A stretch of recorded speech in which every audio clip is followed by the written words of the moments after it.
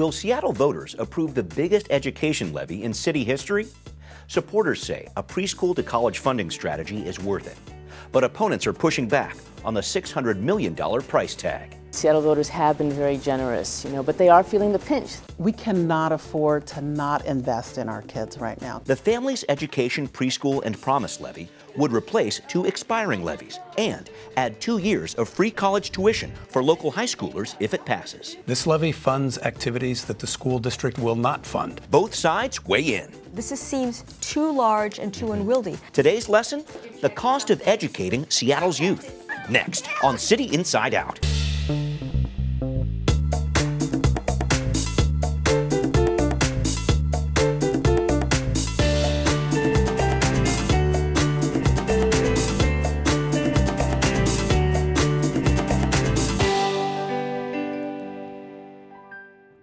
Welcome to this edition of City Inside Out. I'm your host, Brian Callanan. It's the biggest education measure in city history, the Family's Education Preschool and Promise Levy, or the FEP, Prop 1 on your Seattle ballot. The FEP is a combination of 2 expiring levies, Families and Education and the Seattle Preschool Levy. Plus, there's a new college component, the Promise program, added in. Supporters say the $638 million property tax measure, which would be in place for the next 7 years, is the best way to invest in kids from pre-K to college. But opponents say that big price tag is a tough sell in a city that's becoming more and more unaffordable. Plus, if the FEP passes, there's a concern 2 critical school district levies could be in jeopardy. Dr. Sheila Lange is starting her 4th academic year as president of Seattle Central College, surrounded by what sounds like great news. Seattle is booming right now. But Lange says there's a problem. Her research shows only 3 out of 10 Seattle students are earning a post-secondary credential. That means those big companies fueling our economy are looking outside of Seattle when they're hiring top talent. And so we are not really investing in our own children to be competitive for these jobs that we have here in Seattle. That's a big reason why Lange supports the new Families, Education, Preschool and Promise Levy, or FEP, Proposition 1 on your Seattle ballot this fall. At $638 million, it's the largest education levy ever for the city since it started making school investments back in 1990. Here's the breakdown. FEP combines the expiring Families and Education Levy, which supports K-12 students, with the expiring Seattle Preschool Levy for 3- and 4-year-olds. FEP adds in the Seattle Promise program to give 2 years of free community college tuition to any graduate of Seattle's public schools.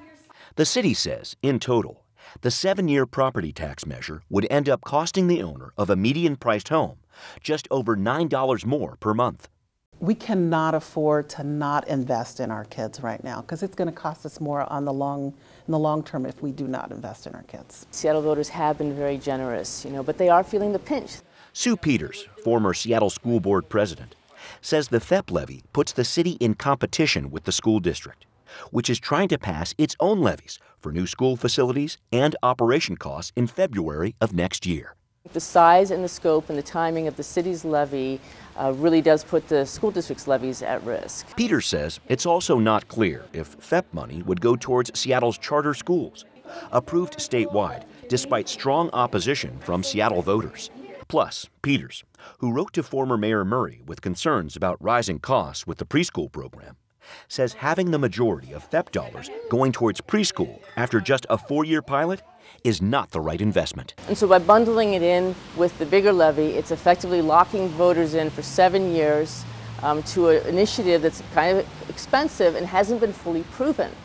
But supporters point to a new report, paid for by the city, that shows the Seattle preschool program is keeping pace with others around the country. And U.S. Department of Education research says kids in high-quality preschool are less likely to repeat a grade or drop out. If we don't get our kids off to a good start with access to quality daycare and quality preschool, then they're behind from the beginning. Supporters of Prop 1 also say the city's K-12 investments over the past 2 decades plus have shown positive results.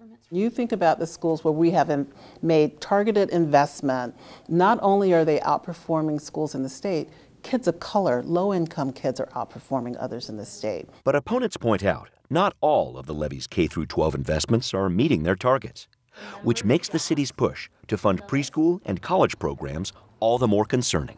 I support anything we can do to get more kids engaged in college and take the next step, as long as it's not at the expense of providing what our kids need in K-12.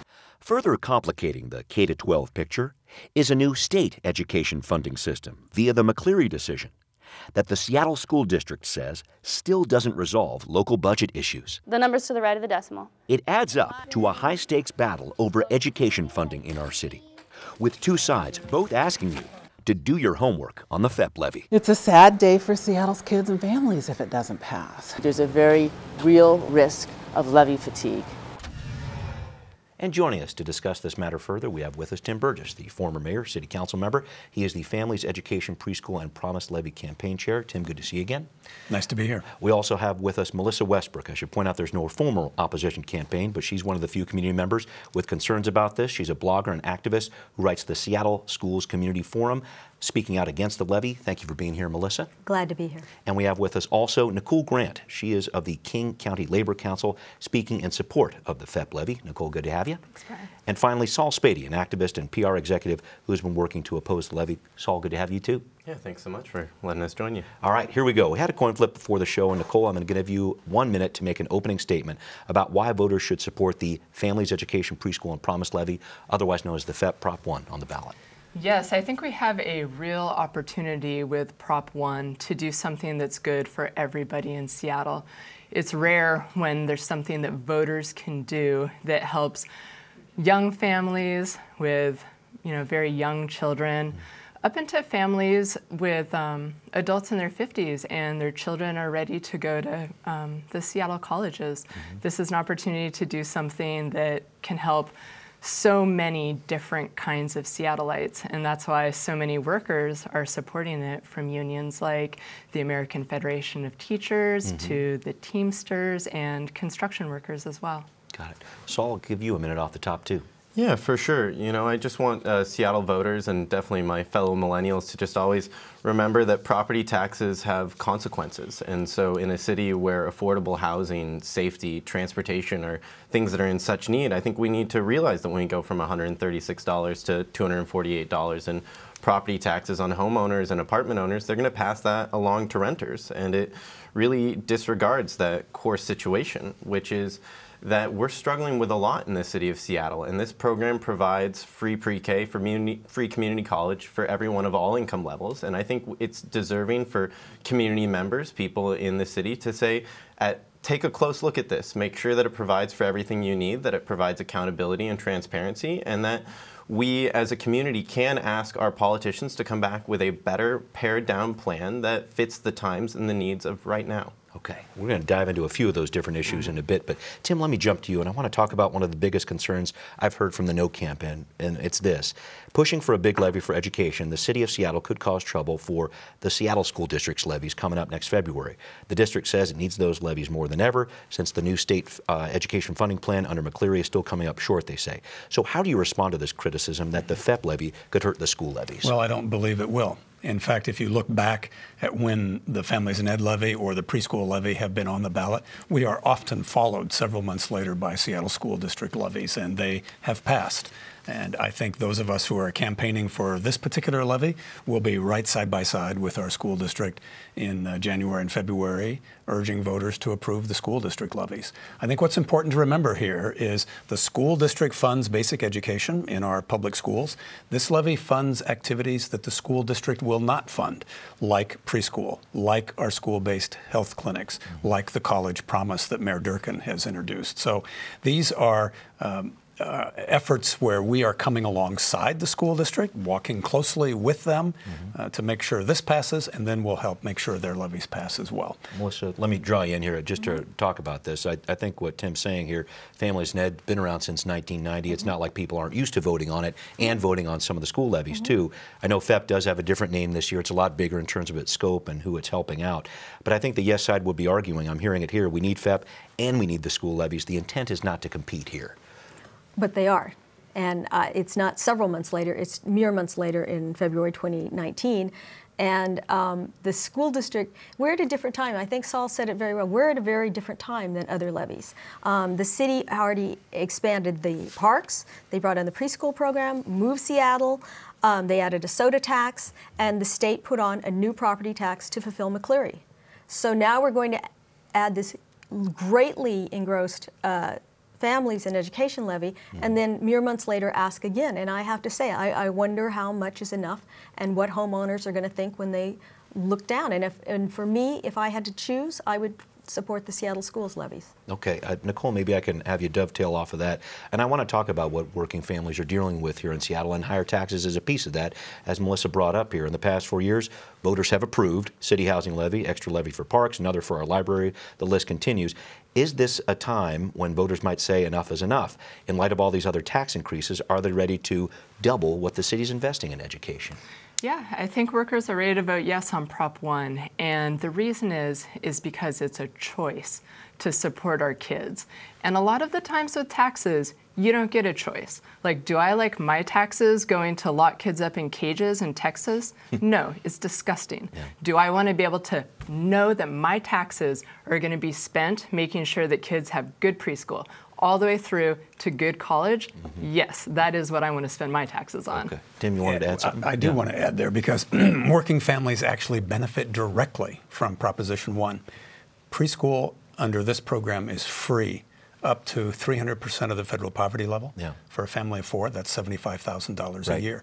Those folks cannot afford the child care and education that they get through the Seattle preschool program. Yeah. Those same families, if they have older kids, are going to benefit that their kids will be able to go to 2 free years of college. Yeah. So, you know, we're all concerned about taxes. Washington has a terrible tax system. Yes. If we could wave a magic wand, I would change that instantly. But we work with what we have. Okay. And this tax will directly benefit the poorest people in our city and working families. So I'm going to get you in a minute. Melissa, you had something quickly. Well, I just wanted to say that, you know, they're going to double the amount they spend per year on pre-K from 22 million to 53 million. They're not going to double the number of spaces. In fact, they've never quite said how many actual new spaces they've created. They've taken some from other pre-Ks, but we need to know. This is one of the most important things.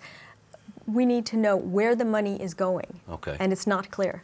Very clear. Going from 1,000 to 2,500 students, I think, is a part of it, but where those students come from, I think, is a part of the question there. So I want to make sure I bring in here, and I know you've raised questions about property taxes before in our area.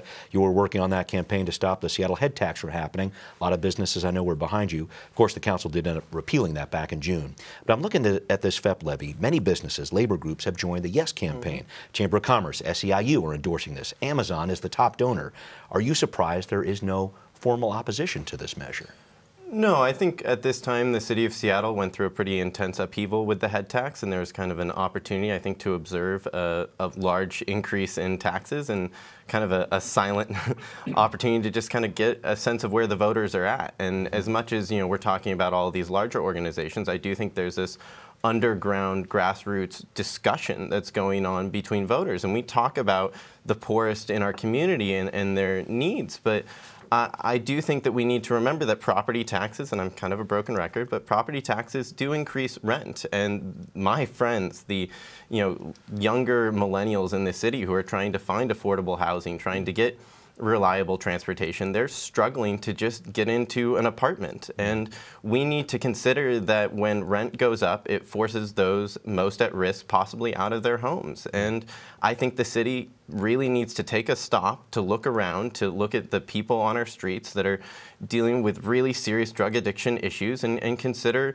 that maybe we need to shift our priorities slightly. I'm not saying free pre-K isn't important, but I do think it's valuable to consider doing a pared back version of this at this time. Melissa, briefly, please. Well, just that, we spend more on our pre-K than Boston, which is considered the gold standard for pre-K.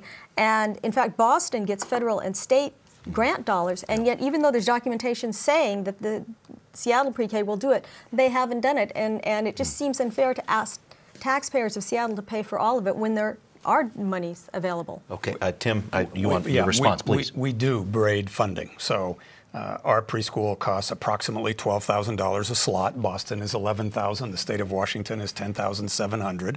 Ours is a little higher because we pay our certified teachers equivalent to K-12, so we're building up the workforce as well. We do braid funding from National Head Start and the state of Washington, so providers receive less if they are also receiving Head Start or other funds. So we are doing exactly what the ordinance calls for. The reason business and labor is supporting this measure is because they've looked at it. They know it's highly accountable. They know it's performing. They know that the standards that we have set are incredibly high, and this latest evaluation shows that we are competing very well with Boston, New York, San Antonio, and others. This is one of the best preschool programs in the United States. I want to ask, though, just to push back a little bit here, why concentrate more than half of the FEP dollars into the pre-K system? Because I think there are some people out there saying, wait a minute, we're trying to serve this K-12 population that's a lot bigger. They need more dollars, not the preschool folks. So here's why.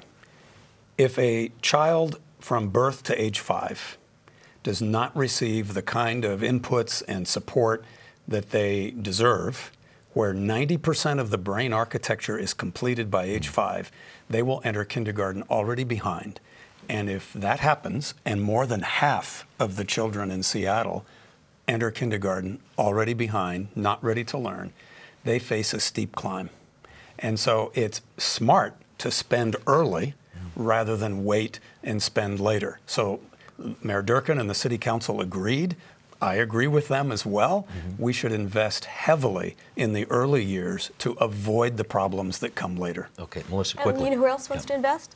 Jeff Bezos. Okay. Jeff Bezos wants to create free, high-quality pre-Ks for low-income families. Is he going to do it here in Seattle, though? I think he lives here. Okay. I think he will. Okay. And it might be something to really wait for or think about in terms of how much money we should spend towards pre-K. Okay, we will see what happens with that one. Real yes, quick, Saul, additionally, please. you bring up Boston. I think one thing we have to remember when it comes to accountability and efficiency is there's providing good results, but then there's providing it efficiently. Boston has a $3.5 billion budget. Seattle just announced an almost $6 billion budget. That increase has really come over the last 4 years. It's about 60%. I do think it's fair for voters to, at some point, look up, say stop. And one thing Melissa's mentioned to me is if you vote no on this, there are reserve dollars in place to give the city time to keep core programs in place to come back with a better plan. Okay, potentially. I want to talk about that in a minute. But Nicole, I want to make sure I draw you in here. Maybe we can talk about this idea of results from the city's investments in education over the past few years. Bit of a mixed bag here. I know some individual schools are performing very well with some city help, yet still overall district stats will jump out at you. 65% of African-American third graders in Seattle still not meeting English standards, 55% not meeting math standards. Is it smart to double down on a levy that might not be making enough of a dent? What do you think? I think yes, and I think that the investment in pre-K in particular is crucial for the child, the student, and for the family as well. When you talk to young parents, and I'm feeling it because I have a first grader. Okay. You know, I had a kid in childcare and pre-K for 4 years, and for a regular family, you're looking at it's like having 2 mortgages. Yeah. To have a kid in preschool right now for a regular Seattle family, you feel like you're lucky if you're paying $1,500 a month. Yeah. People are really counting on an opportunity to be able to have, a way to stay in the city. Yeah. With everything so expensive, people need a way to fight back against super expensive childcare and also the cost of college. Yeah, and let me bring in that college piece, and Saul, I'll go to you on this one. The yes side would say to you, we have to continue investing in education, especially when it comes to developing a local workforce here. They'll tell you 70% of jobs in the future require some sort of post-secondary degree, but only 30% of Seattle students are actually achieving that degree. We're in the bottom 4 of the U.S. when it comes to that stat. A no vote, you're hurting kids, hurting our economy. How do you respond to that? You know, I have a very millennial tilt on this. I've worked with a lot of people at my ad agency that both have college degrees and don't. And I think there's a lot of different talents and abilities. I don't think we need everyone to have a college degree to have a successful city. I think in a city that has really low unemployment, where you see a lot of signs out of people looking for electricians, for plumbers, if you really wanted buy-in on free community college, maybe we should have provided free vocational training at the same time, or free drug rehab for those in need. Again, I don't ever want to be someone against college and pursuing education. I think you can find really great career paths, but I also think in a modern 21st century gig economy world, we need to provide other options for students. And I don't know if, from my perspective, this levy does that. I do think this council and the mayor and a lot of the people who are here are starting to think about these things, and my hope is that voters really, again, look at this hard and take an opportunity to possibly push back and get something that provides a more efficient answer to our current problems. Got it. Can I just jump in on that? Briefly, please. Like Tim said, when we invest in kids when they're young, you can invest in preschool, and then you don't have to invest in helping people when they're strung out. Yeah. It's worth it to spend the money on somebody who's still developing their brain structure, because that prevents so much suffering and spending. Yeah, Melissa, I'm going to go to you on this one and just make sure I set this up with the idea. The stat that I've heard from the yes side, $1 invested in pre-K means $8 in terms of good economic impact on the backside of that. Your thoughts about this, the pre-K investment? Well, I love pre-K. My children were in Montessori pre-K. What I will say, though, is that because there's a sliding scale and you can get people that have fairly good incomes getting a discount on pre-K, it makes it harder for me, because I think that it should be directed to low-income families, because it's a lot of money. As well, the Promise program is open to any Seattle public school grad. Right. That could, Seattle Public Schools itself, the district, puts 4,000 kids a year. That's a lot of money. I think, again, that should be low income. This seems too large and too unwieldy. But the other thing about pre-K that has been noted is there is a fade-out effect.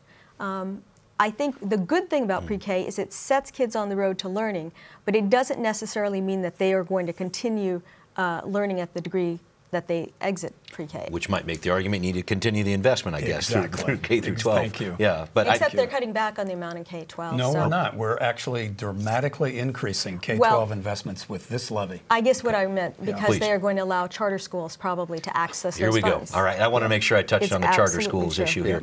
Tim, I know Melissa was going to bring this up at some point or another, She but does every time. It's an important piece here. Voters statewide approved charter schools in our state in 2012. We do have 3 of them in the city of Seattle. Voters in Seattle, though, were a strong no on these charters here. Bottom line, will charter schools be able to access levy funding? So this is a legal question. The ordinance that sets up this levy is silent on that issue. The funds will be spent on public schools.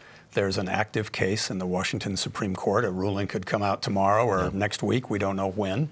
And that will make the determination as to whether or not public charters continue in the city of Seattle. Okay. One thing we know is that city government cannot discriminate among public schools. Yeah. So we are waiting to see what the Washington Supreme Court says. Okay. All right. Melissa. Well, I think, Councilman Burgess is being a little disingenuous here. Okay. Okay, so what the question, though, is that yes, the city probably could, because the state says there's different kind of charter schools. The state says that charter schools cannot get money from education funds. They don't. They're funded differently. They do not have an elected oversight board. Okay. The state has recognized a difference. I'm sure the city can legally recognize a difference as well, if they want to. We are still waiting on a state Supreme Court case, though, too, which is an important piece of this. I'm going to try to jam in one more question, if I can, to you two here. And this is the whole idea of trying to potentially delay this a little bit. Nicole, maybe I can go to you on this. I know some of these folks around the table that are on the no side have been saying, let's push this off. Maybe we can try to put together something smaller that would happen in April. Would that be too bad of a thing? What do you think about that? Why would you push off a vision, or why would you push off a dream? I mean, we have a very popular woman mayor who ran on this issue and won.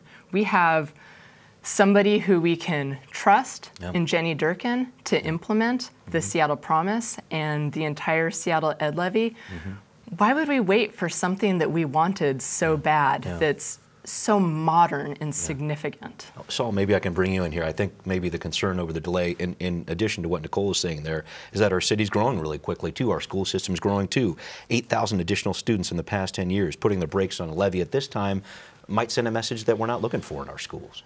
You know, I really appreciate Mayor Durkin and the work she's doing and the work that you guys are all trying to bring towards this, but I kind of have a different take on this. We still have homeless families who are going to schools. I think there are greater needs in this city than free pre-K for people of all income levels. We talk about income disparity all the time in this city. I don't know if millionaires and, in the worst case, billionaires' children should be getting discounted pre-K, especially when it might come at the cost of increased rents and other kind of downstream problems that a lot of people who are dealing with income in this city are facing on a daily basis. Okay, we need to start wrapping up the show. Thank you very much for that. It's time for a closing statement. If you want to work in a rebuttal, you can, but Tim, I can give you a minute. So this levy supports preschool, K-12 academic enrichment, and college. Excuse me.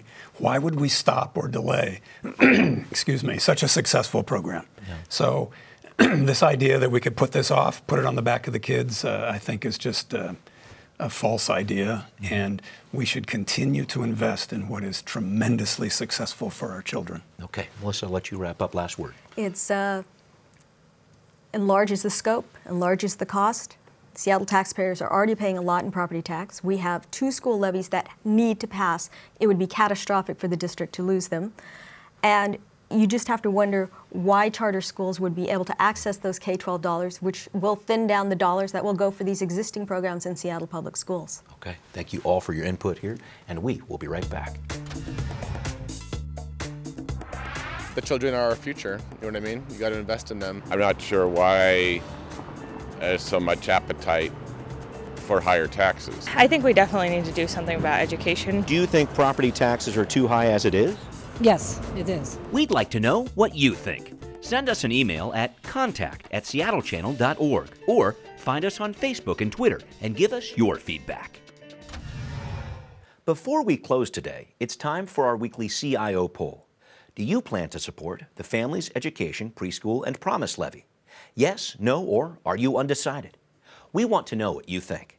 Cast your vote and send us your comments at our website, seattlechannel.org/cityinsideout. While you're there, you can watch our programs online anytime.